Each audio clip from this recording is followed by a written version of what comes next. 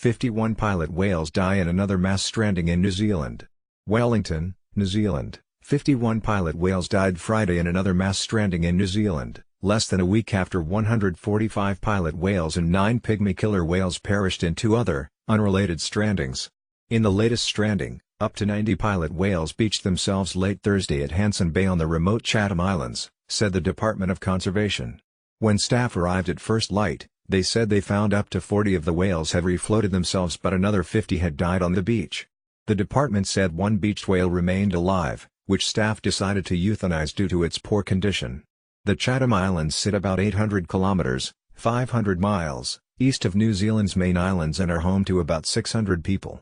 Last weekend, 145 pilot whales died on Stewart Island. By the time conservation workers arrived there, about 75 of the whales were already dead, and they decided to euthanize the others by shooting them due to their poor condition and remote location. On Sunday, 10 pygmy killer whales were found stranded at 90 Mile Beach on the North Island. Despite the best efforts of 200 staff and volunteers, who managed to refloat 8 of the whales after transporting them to a beach where conditions were calmer, all but one of the whales ended up stranding themselves again by Wednesday. Those whales were also euthanized.